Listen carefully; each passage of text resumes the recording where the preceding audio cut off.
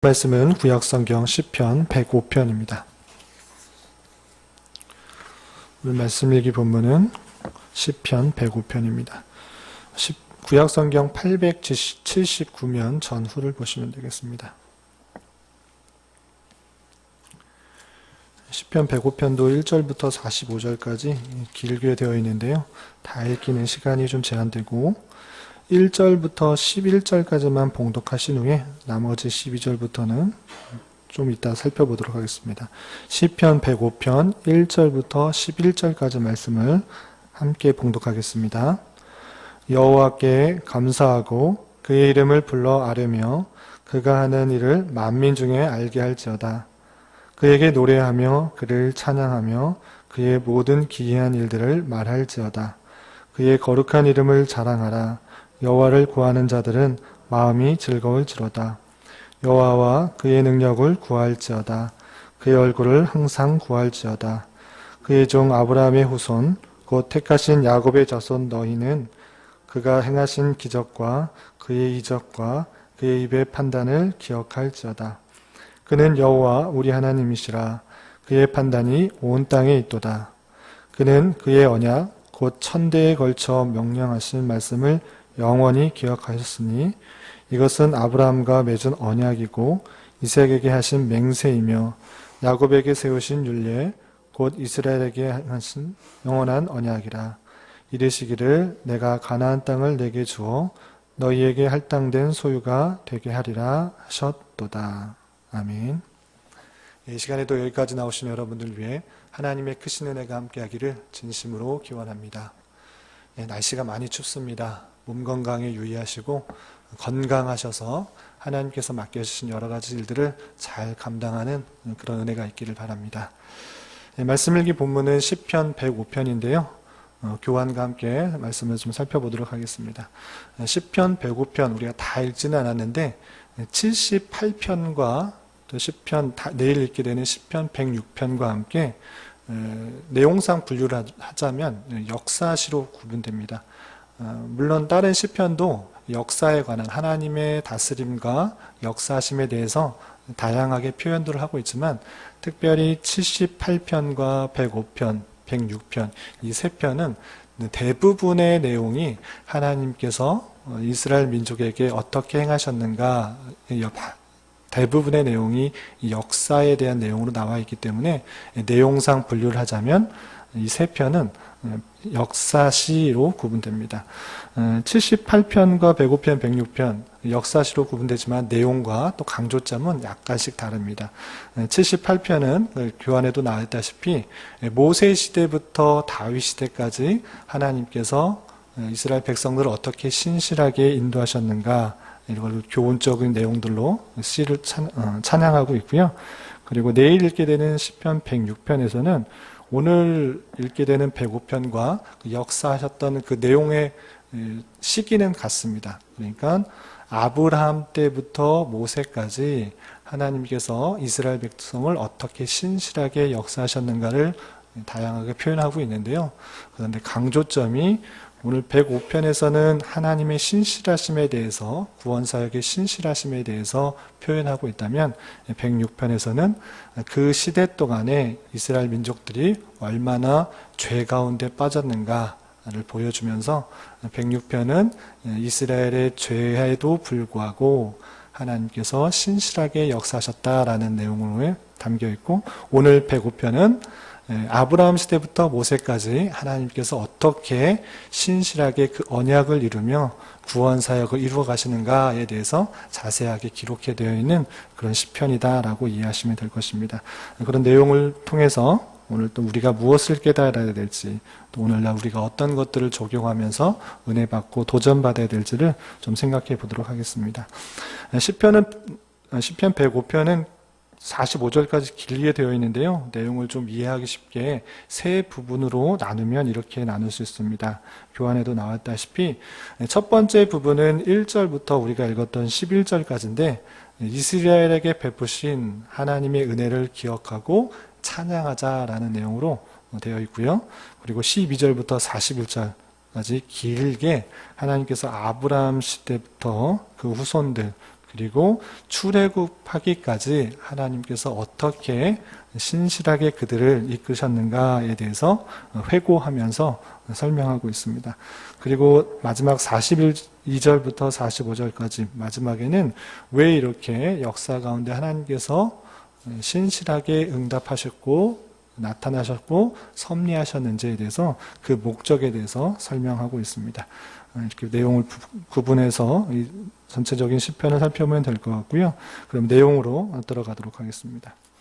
1절부터 11절까지 내용 중에서 1절부터 6절까지는 시의 처음 부분인데 처음 시작하자마자 이 시편의 기자는 많은 대상들, 시를 대하는 그런 사람들에게 하나님을 찬양하자 또는 하나님께 영광을 돌리자라고 다급하게 다그치듯이 계속적으로 강하게 하나님에 대해서 찬양할 것을 요청하고 있습니다. 내용을 보면 이렇습니다. 1절 보면 여호와께 감사하고 그의 이름을 불러 아뢰며 그가 하는 일을 만민 중에 알게 할지어다. 감사하고 알게 할지어다 라고 1절에서 요청하고 있고요. 2절에서도 그에게 노래하며 그를 찬양하며 그의 모든 기이한 일들을 말할지어다. 계속적으로 감사하고 아뢰고 알게 하고 노래하고 찬양하고 말할지어다. 계속 다그치면서 청중들에게 하나님에 대해서 어떠한 분이신지를 좀 깨달아라 또 찬송하라 하자 이렇게 하고 있는 것입니다. 3절에서도 계속 그의 거룩한 이름을 자랑하라. 여호와를 구하는 자들은 마음이 즐거울지로다. 이 이름을 자랑해야 된다라고 되어 있고요. 4절에서도 여호와와 그의 능력을 구할지어다.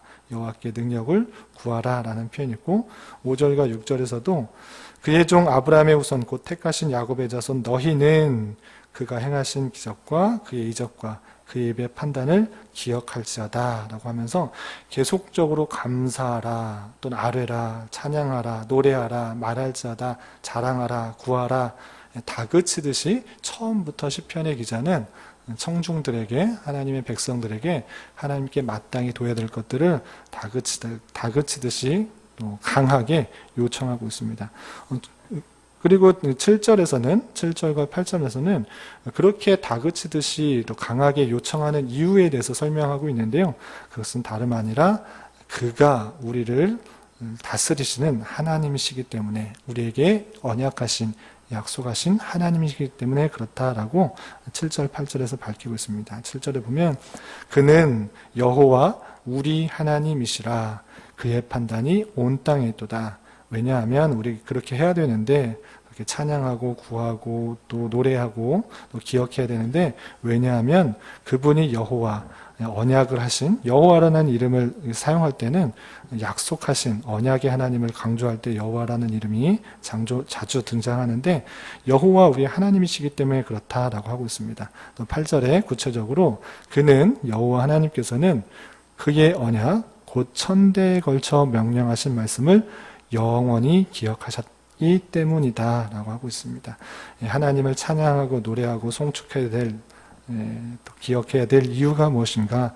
그분이 하나님이신데 그 하나님께서 영원한 언약들 천대에 걸쳐 명령하신 말씀을 영원히 기억하셨기 때문이다. 언약의 하나님이기 때문에 그를 찬송하고 그 이름을 노래하며 구해야 될 것이다 라고 표현하고 있는 것입니다.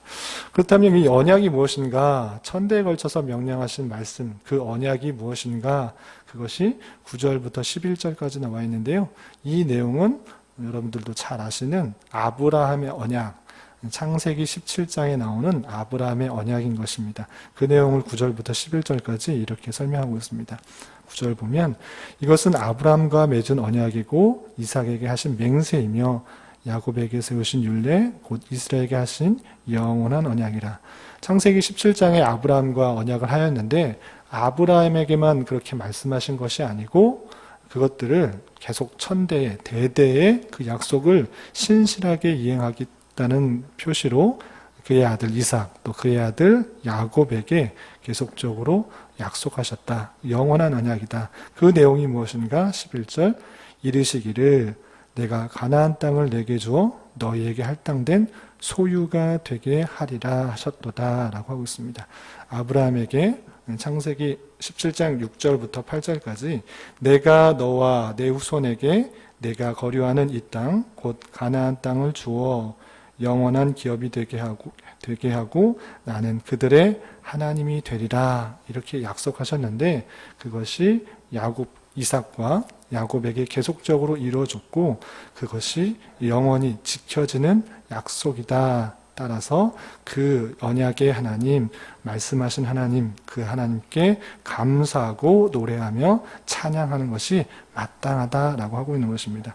11절에서 그렇게 말한 후에 실제적으로 하나님께서 이 영원한 언약을 지키시기 위해서 어떻게 역사를 다스려 왔는지에 대해서 12절부터 41절까지 쭉 아브라함 시대 이후부터 출애굽하기까지 역사들을 설명하고 있습니다. 그 내용도 좀 살펴보겠습니다. 우선 12절부터 41절까지 역사에 대해서 나오는데요. 좀 내용을 좀 구분해서 살펴보면 12절부터 16절까지는 아브라함 이후 시대, 그러니까 족장 시대에 있었던 일들, 그리고 17절부터 23절까지는 요셉으로부터 애굽으로 이주하는 그런 사건들, 그리고 24절부터 41절까지는 요셉 시대 이후 애굽에서 400년을 지내면서 또 출애굽하기까지 어떻게 하나님께서 역사하셨는지에 대해서 설명하고 있습니다. 우선 족장 시대에 어떻게 하나님께서 인도하셨는가 12절부터 16절까지 되어 있는데요. 제가 한번 쭉 읽어보겠습니다. 12절 보면 그때는 아브라함과 이삭과 야곱에게 약속하셨던 아주 족장 시대, 아주 인원이 적어서 풍성하게 충족하게 가나안 땅에 살지 못한 그때를 말하고 있는 것입니다. 그때 어떠했는가? 그들의 사람 수가 적어 족장 시대였기 때문에 그의 부족들, 그의 가족들과 친족들로 이루어진 그런 그때 시기입니다. 그런 족장의 시대 때 사람의 수가 적었기 때문에 크게 자리 잡고 살았던 것이 아니라 그 땅에 나그네가 되었다라고 표현하고 있습니다. 나그네가 되어서 어떻게 생활하였는가 13절 이 족속에게서 저 족속에게로 이 나라에서 다른 민족에게로 떠돌아 다녔다. 이스라엘 백성들이 민족이 사람의 수가 적었기 때문에 떠돌아 다니는 그런 신세를 지냈다라고 하고 있습니다. 그러할 때 하나님께서는 어떻게 그들을 다스렸는가 역사하셨는가 14절 15절 그러나 그는 사람이 그들을 억압하는 것을 용납하지 아니하시고 여기서 그는 여호와 하나님이십니다. 여호와 하나님이 이스라엘 민족들을 억압당하는 것들을 용납하지 않으셨다. 그들로 말미암아 왕들을 꾸짖으셨다. 이르시기를 나의 기름 부은 자를 손대지 말며 나의 선지자들을 해하지 말라 하셨도다 하고 있습니다. 이 왕들 여러 민족들에게 핍박을 받아서 떠돌아 다녔을지라도 그 민족의 왕들을 꾸짖어서 이스라엘 백성들을 해하지 못하도록 하나님께서 역사하셨다라고 표현하고 있습니다. 그렇게 왕들을 다스린 것뿐만 아니라 하나님께서는 날씨 또 풍요로운 것도 다스려서 이렇게 하셨다라고 16절에 표현하고 있습니다. 16절에 보면 그가 또 그 땅에 기근이 들게 하사 그들이 의지하고 있는 양식을 다 끊으셨도다. 이스라엘 백성들이 하나님을 의지하는 것이 아니라 땅의 풍요로움들, 땅의 소산물들을 의지할 수 있기 때문에 땅에 기근이 들게 하셔서 그들이 의지하고 있는 양식을 다 끊으셨다. 가뭄이 들러서 먹을 것이 없어서 소산물을 의지하는 것이 아니라 양식을 의지하지 하는 것이 아니라 하나님만 의지하도록 그렇게 만드셨다 이렇게 표현하고 있습니다. 그걸 어떻게 하셨는가? 크게 기근이 들게 하셨는데 그것을 기근이 들어서 그들을 그냥 멸하셨는가? 그것이 아니고 또 구원의 역사들을 계속적으로 설명하고 있습니다. 17절부터 23절까지는 그들이 가나안 땅에서 기근이 들었지만 어떻게 그들을 구원하셨는지 계속적으로 설명하고 있습니다. 17절 보면 그가 한 사람을 앞서 보내셨으며 요셉이 종으로 팔렸도다. 가난 기근이 들어서 먼저 그들을 구원해내기 위해서 먼저 한 사람을 보냈는데 그 사람이 요셉이다. 그가 종으로 팔렸다. 이렇게 설명하고 있는 것입니다. 18절 그의 발은 착고를 차고 그의 몸은 쇠사슬에 매였으니 곧 여호와의 말씀이 응할 때까지라. 그의 말씀이 그를 단련하였도다. 요셉이 종으로 팔려서 노예 신세로 또 감옥에 있었던 그런 사건들을 말하는데 그것조차도 하나님께서 몰랐던 것이 아니라 하나님께서 그를 단련하신 것이다. 그를 인도하신 것이다. 그를 앞서 보내신 것이다. 이렇게 표현하고 있는 것입니다. 20절 보면 왕이 사람을 보내어 그를 석방하며 뭇 백성의 통치자가 그를 자유롭게 하였도다. 그를 그의 집 주관자로 삼아 그의 모든 소유를 관리하게 하고 그의 뜻대로 모든 신상을 다스리며 그의 지혜로 장로들을 교훈하게 하였도다. 이에 이스라엘이 애굽에 들어가며 물론 원치 않게 감옥에 갇혀서 많은 고난을 받았지만 하나님이 훈련시켜서 애굽의 총리가 되었기 때문에 총리가 된 것으로 말미암아 가나안 땅에 큰 기근이 들었을 때 이스라엘 민족이 애굽에 들어갈 수 있게 한 것, 그것조차 하나님께서 인도하신 것이다. 이렇게 고백하고 있는 것입니다. 그래서 이에 이스라엘이 애굽에 들어가며 야곱이 함의 땅에 나그네가 되었다 라고 표현하고 있습니다. 23절까지는 이스라엘 민족들이 어떻게 애굽으로 이주해야 되는지 그 이주한 것도 하나님께서 섭리하시고 다스렸다라는 고백들이 있는 것입니다. 24절부터 41절까지는 아까 말씀드린 것처럼 애굽에서의 삶에서 어떻게 출애굽해지는지에 대해서 쭉 표현되는데요. 다 읽지는 않고 몇 중요한 부분만 좀 살펴보겠습니다. 24절 보면 여호와께서 자기의 백성을 크게 번성하게 하셨다. 그의 대적들보다 강하게 하셨다. 이스라엘 백성이 애굽에서 살고 있을 때 오히려 그것들을 이용하셔서 대적들보다 강하게 하셨다라고 표현하고 있습니다. 그리고 그 이후에는 백성들을 미워해서 그들을 쫓아내도록 하는데 그 방법은 하나님께서 10가지 재앙을 통해서 출애굽시켰다라는 그런 내용들이 있습니다. 28절 보면 흑암, 29절 보면 물이 변하여 피가 되는 것, 30절 개구리가 많아진 것, 31절 파리떼, 32절 우박, 34절 황충과 메뚜기, 그리고 36절 모든 장자를 치셨도다 라고 하면서 하나님께서 출애굽시키실 때에 10가지 재앙을 통하여서 출애굽시켰다라는 내용들을 밝히고 있습니다. 39절에서는 낮에는 구름 기둥, 밤에는 불로 밝혔다. 40절에는 메추라기를 가져오셨다. 41절에서는 반석을 열어서 물이 나오게 하였다라는 것을 통해서 하나님께서 출애굽하실 때도 신실하게 역사에 개입하셔서 그들을 이끌어내시고 인도하시고 다스렸다라고 고백하고 있는 것입니다. 아브라함 때부터 출애굽 시기까지 하나님께서는 그들을 신실하게 붙드시고 역사를 움직이셔서 그를 나오게 하시고 인도하시고 섭리하시고 다스렸다라는 역사의 내용들을 다시 한번 회고하면서 감사하고 있는 것입니다. 이렇게 회고한 이후에 왜 이렇게 역사를 움직였을까? 그 이유에 대해서 목적에 대해서 42절부터 45절까지 친히 설명해 주고 있습니다. 41절 보면 이렇게 하나님께서 역사하여 주셨는데 이것은 42절 그의 거룩한 말씀과 그의 종 아브라함을 기억하셨음이로다. 이렇게 한 이유가 무엇인가? 하나님께서 아브라함과 하신 그 거룩한 말씀, 그 언약을 기억하고 있었기 때문에 수백 년이 지났을지라도 변하지 않으시고 신실하게 그 약속을 나가신 것이다 라고 표현하고 있는 것입니다. 43절과 44절 계속해서 이렇게 설명하고 있습니다.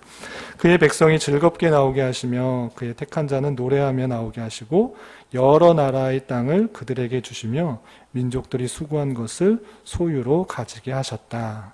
그의 말씀, 아브라함의 약속들, 가나안 땅에서 영원한 기업이 되고 그들의 하나님이 되고 풍족하게 살 것이라는 그 약속들을 지키게 하시기 위해서 하나님께서 이렇게 신실하게 약속들을 이행하시고 다스리신 것이다 이렇게 표현하고 있는 것입니다.